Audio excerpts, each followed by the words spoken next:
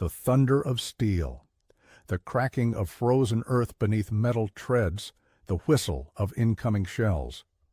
These were the sounds that defined the dawn of June 26, 1941, as a column of German Panzer III tanks from the 7th Panzer Division advanced confidently across an open field near Raseiniai, Lithuania.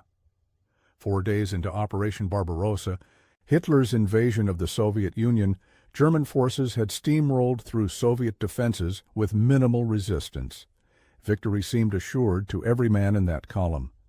Oberst Friedrich Volkow lowered his binoculars, his weathered face calm despite the chaos unfolding before him.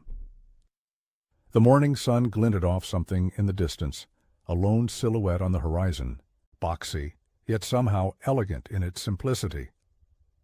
Seconds later, the unmistakable flash of a cannon muzzle pierced the dawn light. A German Panzer III erupted into flames.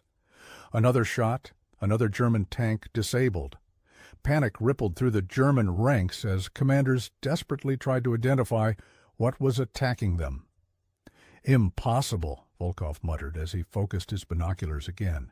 The tank before him was unlike anything the Wehrmacht had encountered. Its armor sloped at unusual angles, its gun barrel was longer, its profile lower to the ground. 3 more Panzers were disabled before the German gunners could even range their targets properly. The strange Soviet tank seemed impervious to return fire, German shells bouncing harmlessly off its angled armor. "What the hell is that thing?" shouted his radio operator. No one in the 21st Armored Division knew that one man's decision to ignore intelligence reports about Soviet tank development would rewrite battlefield history across the Eastern Front. And no one could have predicted that this single steel beast, the T-34, would become the instrument that broke the back of the Wehrmacht's panzer divisions and ultimately helped defeat Nazi Germany. Mikhail Koshkin was not a man born to engineering greatness. The son of peasant farmers from Yaroslavl in central Russia, his early life was marked by the hardships typical of rural Russia in the early 20th century. Born in 1898, Koshkin's childhood coincided with the tumultuous final years of Tsarist Russia. His father died when he was young, leaving the family in difficult circumstances that would have normally foreclosed any possibility of advanced education. By 16, young Mikhail was working in a confectionery factory in Moscow, far from the drawing boards and steel mills where tanks were designed. When the Russian Revolution erupted in 1917, Koshkin, like many young workers, joined the Red Army. He fought in the Russian Civil War, demonstrating leadership skills that earned him the attention of Communist Party officials. Following the war, the party sent him to study engineering at the Leningrad Polytechnic Institute.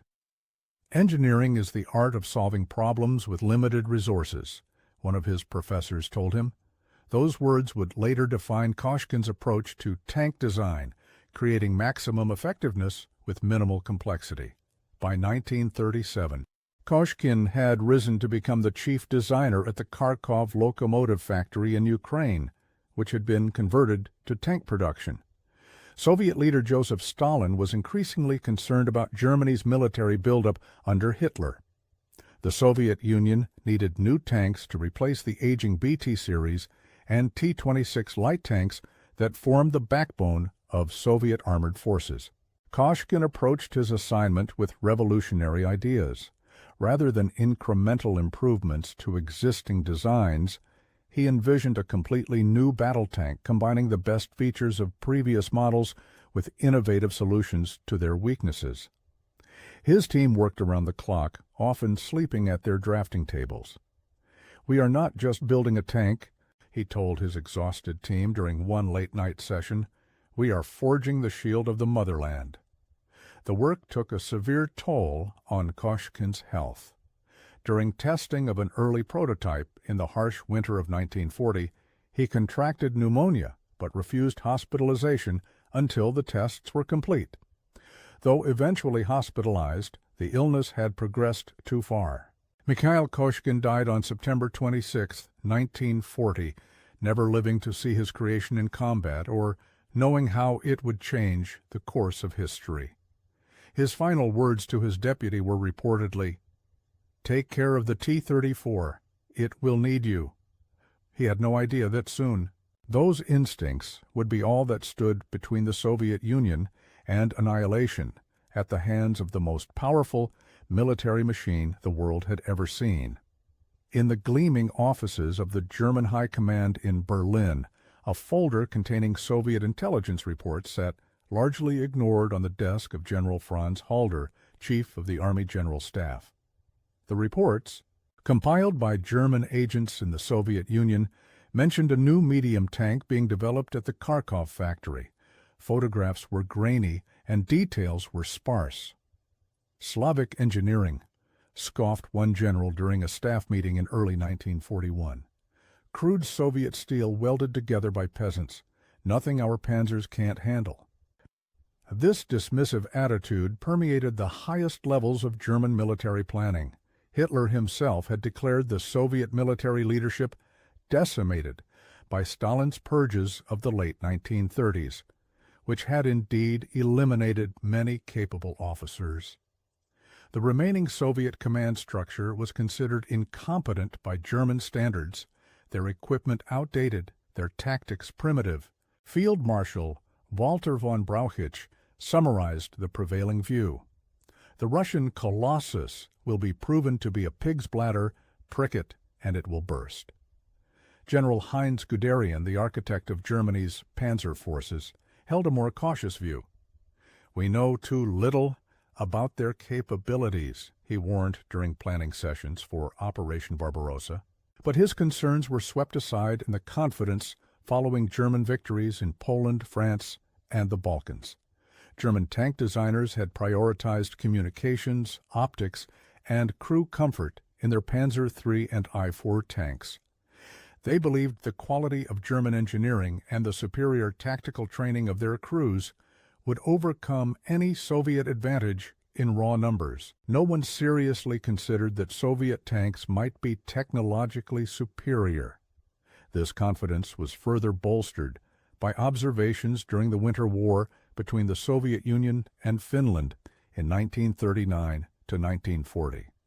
Soviet tanks had performed poorly against determined Finnish resistance, seemingly confirming German assessments of Soviet armor. What the Germans did not realize was that the Winter War had taught the Soviets valuable lessons they were rapidly incorporating into new designs, including the T-34. Soviet engineers had carefully studied the vulnerabilities exposed in earlier tank models and were working to address them. As the date for Operation Barbarossa approached, German intelligence continued to bring in reports of a new Soviet tank design. These reports largely disappeared into filing cabinets, overshadowed by the enormous logistical challenges of planning the largest invasion in history. When mentioned at all, the new Soviet tank was dismissed as another example of crude Soviet engineering, a propaganda effort rather than a serious threat. This intelligence failure would cost the Wehrmacht dearly in the coming months. General Ludwig Beck would later write in his diary, "We did not just underestimate our enemy's resolve, we failed to recognize their ingenuity. That failure almost lost us the war in the East before it truly began." He thought it was over, but destiny wasn't done with him yet. The true test of German assumptions about Soviet armor was about to unfold on the battlefield. By June 22, 1941, the massive German invasion force was poised along the entire Soviet western border. Over 3 million men, 3,000 tanks, and 5,000 aircraft were arrayed against what German intelligence had assured Hitler was an unprepared and inferior enemy. At 4 a.m, the thunderous barrage of German artillery shattered the pre-dawn silence. Operation Barbarossa had begun. German panzer divisions sliced through Soviet border defenses like a knife through butter. The Luftwaffe destroyed hundreds of Soviet aircraft on the ground. Soviet commanders, paralyzed by contradictory orders from Moscow, failed to coordinate effective resistance. For the first weeks, the invasion proceeded even faster than German planners had anticipated. The early successes reinforced German confidence in their technical and tactical superiority. Reports of a new Soviet tank occasionally surfaced, but were dismissed as isolated prototype encounters of little strategic significance. Then came the battle near Russinii. On June 24th, elements of the German 6th Panzer Division encountered something unexpected.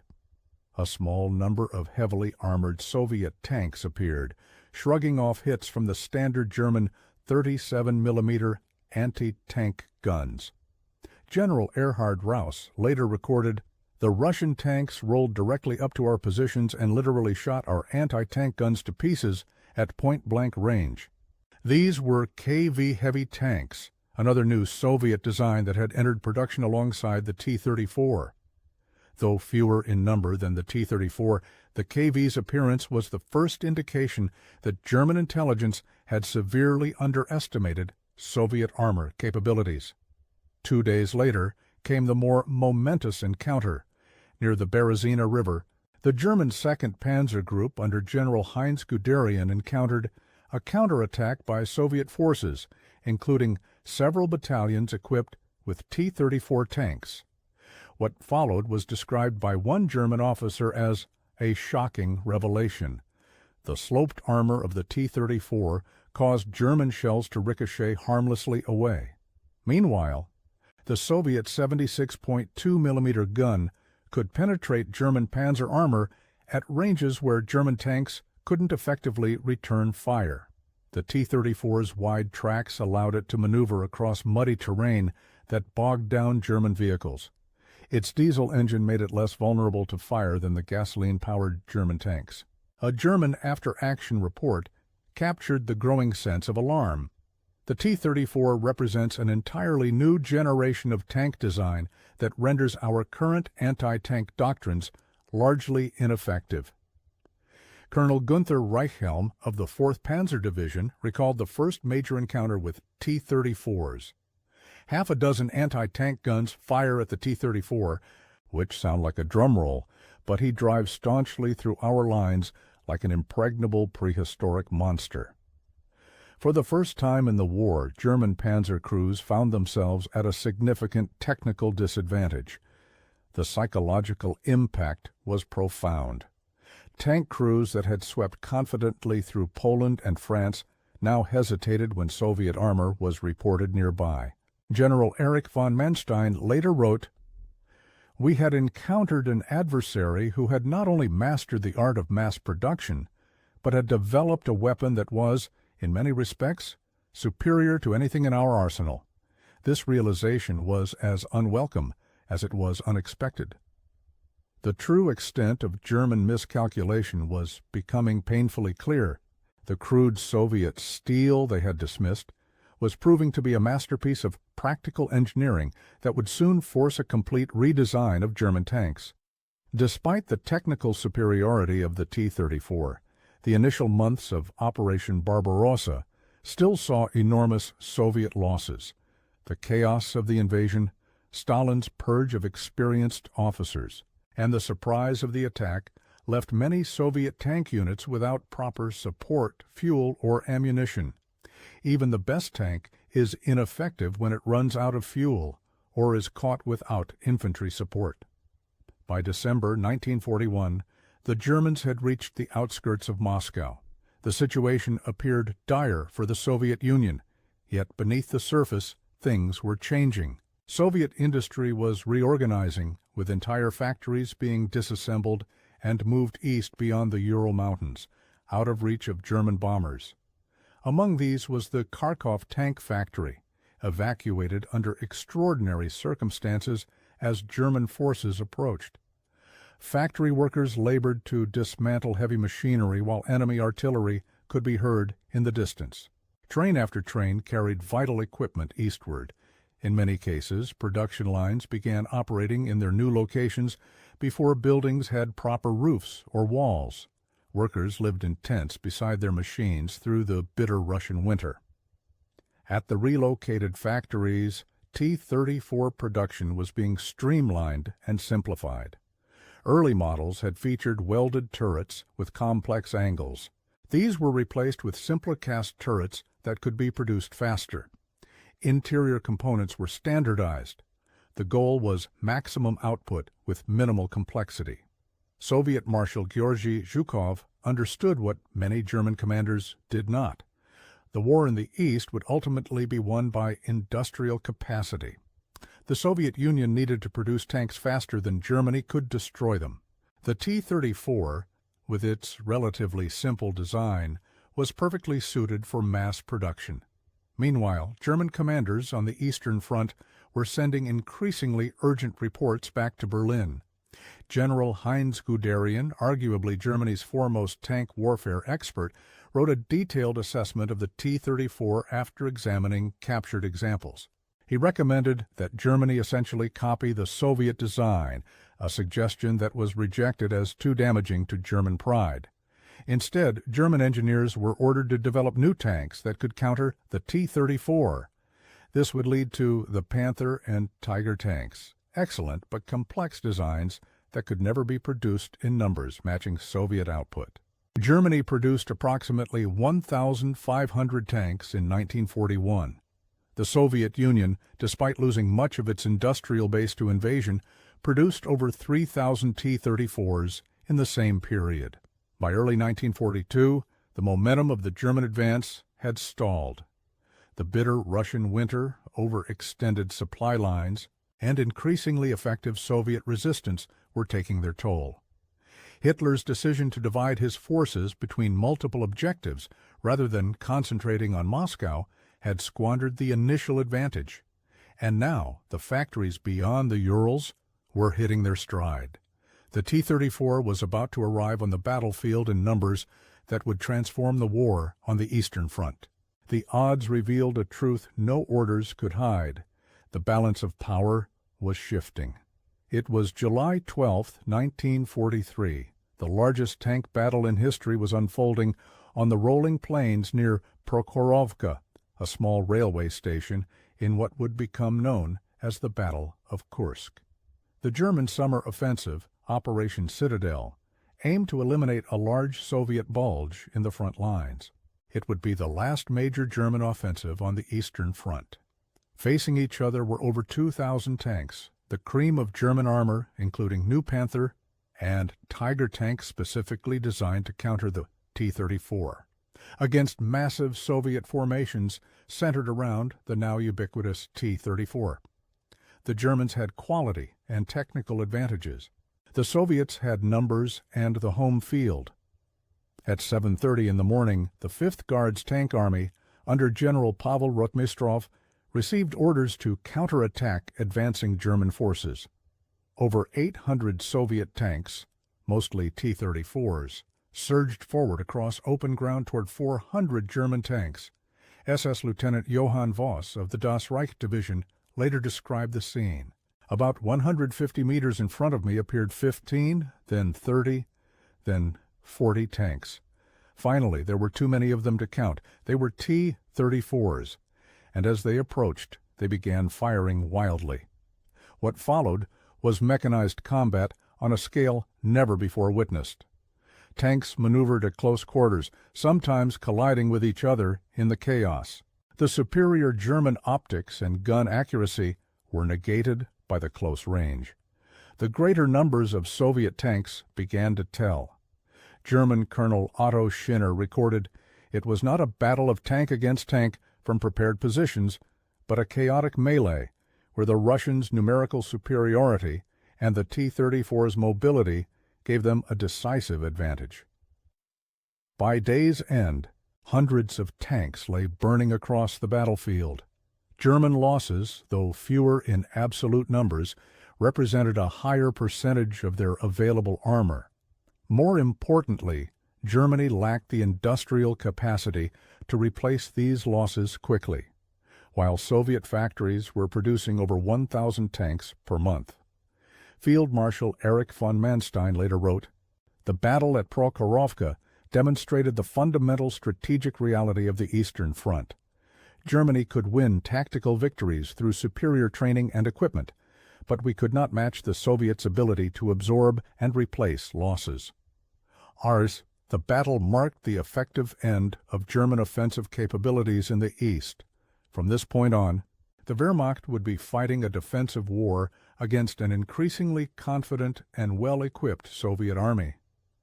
In the 3 years since German commanders had dismissed the T-34 as crude Soviet steel, reality had forced a complete reversal of opinion. German tank crews now regarded the T-34 with a mixture of respect and fear. German engineers studied captured examples to incorporate features into their own designs. Most tellingly, Hitler personally ordered the development of the Panzer tank specifically to counter the T-34, explicitly instructing his designers to replicate the sloped armor and other features that had made the Soviet tank so effective. The mathematics of victory were written in production figures. By the war's end, Germany had produced approximately 19,900 tanks of all types.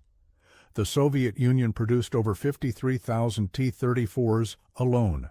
This single act, the creation and mass production of a superior tank that had been dismissed by enemy intelligence, proved the battle was winnable long before the final shots were fired. As the war progressed, the T-34 underwent continuous improvement. The most significant change came in 1943 with the introduction of the T-34-85, featuring a larger turret and a more powerful 85mm gun capable of defeating the frontal armor of the German Panzer at combat ranges. The tank's ease of maintenance and repair proved crucial on the battlefield. A damaged track could be replaced in hours, sometimes under enemy fire. The robust diesel engine rarely failed even in extreme conditions. Components were standardized and interchangeable between tanks, allowing damaged vehicles to serve as parts donors for others. Soviet crews developed deep affection for their tanks, often naming them and painting slogans on the turrets. For the motherland, for Stalin, and personal messages of revenge against the German invaders were common. Some crews received their tanks directly from factory workers who had pooled their personal savings to fund construction, creating a direct connection between the home front and the fighting forces. By late 1944, the tide had decisively turned. Soviet forces were advancing westward across Poland toward Germany itself. The T-34, now produced in massive numbers in factories safely beyond the Urals, formed the armored spearhead of this advance. German defensive positions increasingly relied on anti-tank ditches, mines, and handheld weapons like the Panzerfaust rather than tank versus tank combat. German tank production was hampered by strategic bombing and resource shortages, while Soviet production continued to increase. General Vasily Chuikov's assessment was blunt. The Germans created masterpieces of engineering complexity. We created practical weapons in overwhelming numbers. History will judge which approach was correct. In April 1945, T-34 tanks of the First Belarusian Front reached the outskirts of Berlin. In a fitting historical symmetry, the tanks that German intelligence had once dismissed as unworthy of serious consideration were now poised to capture the Nazi capital. When Soviet troops raised their flag over the Reichstag on May 2, 1945, T-34 tanks stood guard in the streets below, their journey from the drawing boards of Kharkov to the heart of the defeated Third Reich complete. In the smoldering ruins of Berlin, a German and Soviet officer stood silently observing a damaged T-34. The German, a former Panzer commander, ran his hand along the sloped armor that had caused his gunners so much frustration throughout the war. "We could have built these," he said finally. "After Barbarossa, Guderian suggested copying your design. We were too proud." The Soviet officer nodded.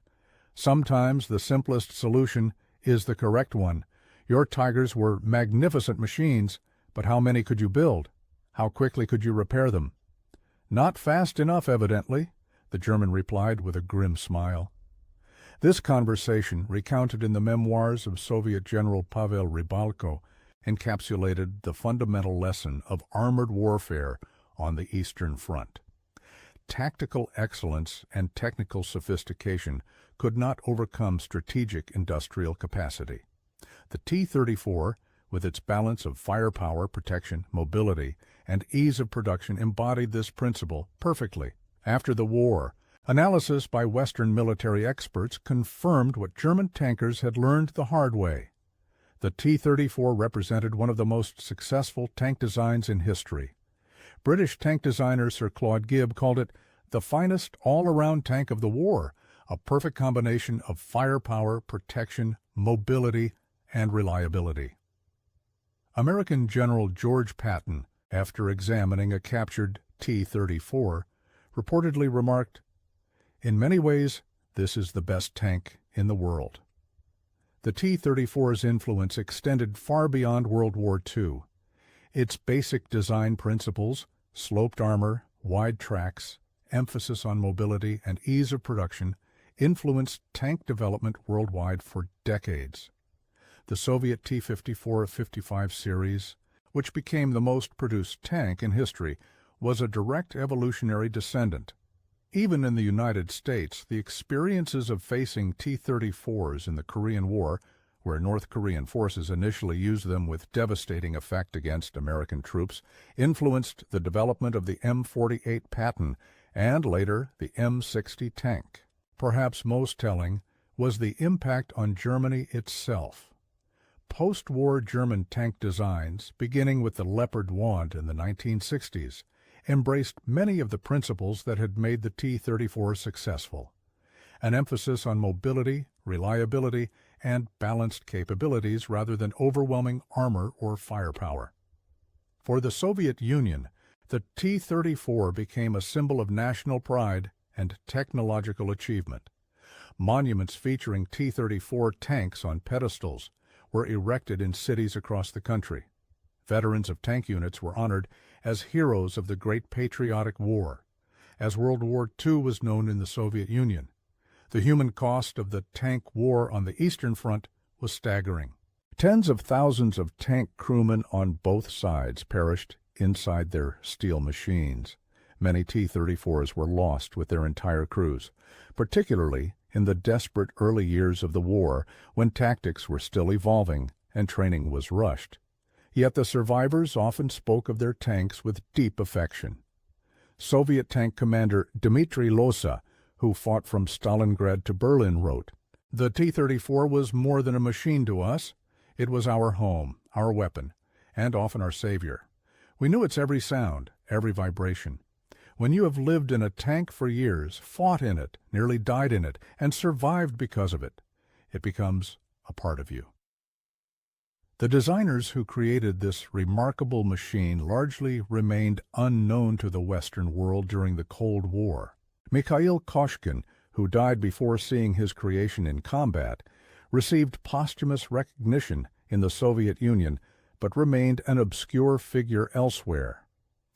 Alexander Morozov, who succeeded Koshkin as chief designer and oversaw the development of the T-34-85, continued his work after the war, contributing to the design of subsequent Soviet tanks until his retirement in 1976. Like many Soviet weapons designers, his achievements remained largely classified until the fall of the Soviet Union. What began as a design dismissed by German intelligence as crude Soviet steel had proven to be one of the most influential weapons of World War II, a tank that changed the course of history and saved countless lives through its reliability and effectiveness. As we look back across the decades, the story of the T-34 reminds us of the dangers of underestimating adversaries, the value of practical design over theoretical perfection, and the decisive importance of industrial capacity in modern warfare. The Germans had been fighting with rules that an enemy could afford to break. The Soviets, faced with extinction, embraced a different paradigm, one that prioritized quantity without sacrificing necessary quality. It was a lesson paid for in blood on both sides. Would you have recognized the genius in the T-34's simple, effective design, or would you, like those German officers in 1941, have dismissed it as merely crude Soviet steel? The answer matters more than you might think. For in that question lies one of history's most important lessons about innovation, prejudice, and the dangers of technological arrogance. The story of the T-34 is not just about a tank that helped win a war. It's about how preconceptions can blind us to the effectiveness of solutions that come from unexpected places. In an age of increasing technological complexity, perhaps there's something valuable to be learned from this 75-year-old tank, that sometimes the best solution is not the most sophisticated, but the most practical. Share this story so others can remember what true innovation really means, recognizing effective solutions regardless of their origin or apparent sophistication. For as the T-34 proved on the battlefields of Eastern Europe, underestimating your opponent's capabilities is often the first step toward defeat. And in that cold realization lies perhaps the most important lesson of all.